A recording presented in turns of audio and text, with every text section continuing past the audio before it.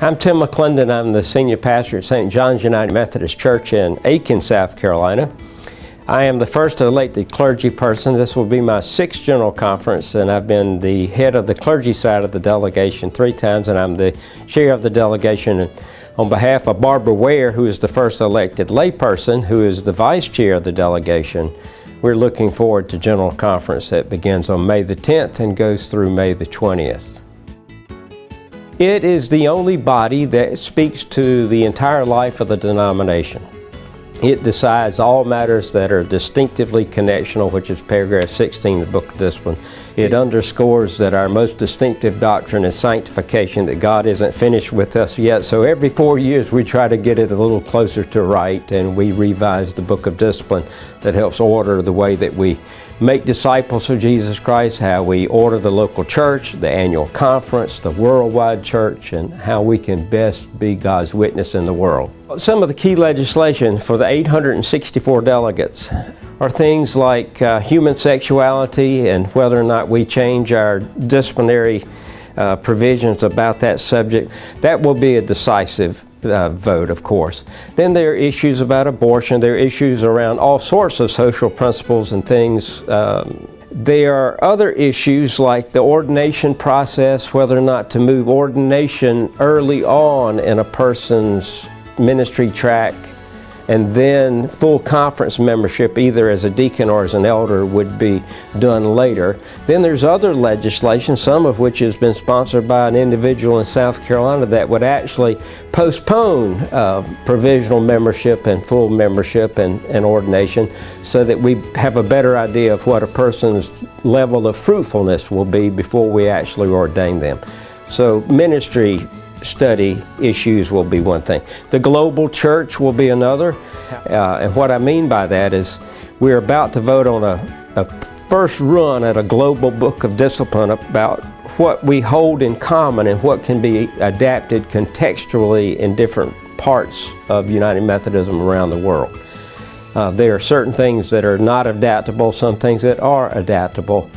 For the central conferences, those are conferences outside of the U.S., and we want to tighten up. I was on that worldwide study committee. We want to tighten up what is adaptable and what isn't, so that we can promote connectionalism, because that's what General Conference is about. That's a part of our DNA and polity as United Methodists, is to be connectional. Another item that I didn't even mention a moment ago is about a new hymnal. We're going to vote to start the process for a new hymnal that I'm excited about, because it can be just what a local church wants, and not just one standard hymnal for everyone, but it can be adapted to each local church. So if you want some hymns that are from the old Cokesbury or from the current Methodist hymnal or from the Faith We Sing or whatever version you want, you can get that version and have it printed through the United Methodist Publishing House in a way so that each church can sing the way that it wants to sing to bring praises to God. The first week at General Conference is spent in legislative committees. Very seldom do we gather together in plenary sessions on the convention floor. We're in 11 separate legislative committees, and you select those in order of election. You sit at General Conference in order of election. My job as the chair of the delegation, if someone wants to get up and go take a break or whatever, I have to sign them out. I have to sign a reserve in. We always have 2 lay reserves, 2 clergy reserves, so that no South Carolina seat is left unattended. There's someone there to be a delegate from South Carolina. But we will be in those legislative committees the first week, voting concurrence and non-concurrence, voting in favor or against legislation, 1,000 petitions that come from United Methodist and churches and conferences from around the world. And we will vote up or down on those. We'll have discussion. We'll have electronic voting devices for the first time in legislative committees. And then after that, that second week, we will be sitting together in plenary sessions, and we will be voting for the recommendations or against the recommendations of the legislative committees.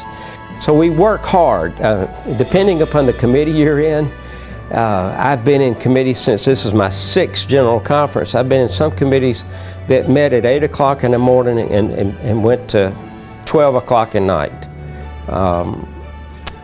it's hard work. It's definitely a ministry that we need all Methodists in South Carolina to pray for, so that we make right decisions, so that we do go on toward perfection.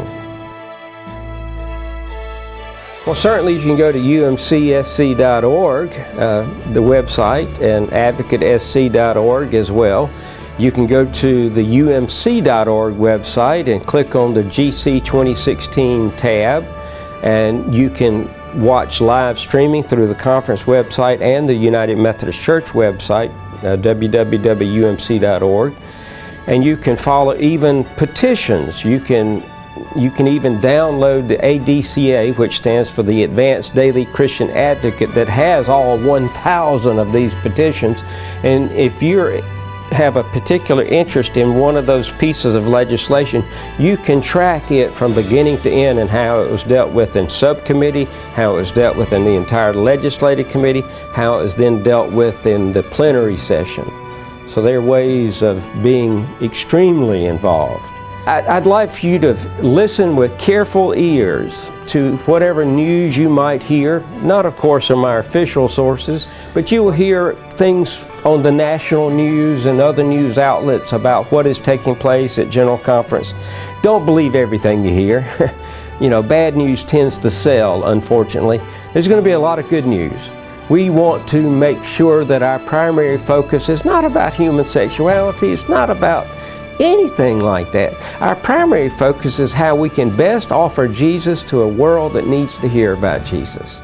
We want everything we do to start affecting the local church and its ministry context, and then move upwards from that into all creation. So be in prayer, and thank you.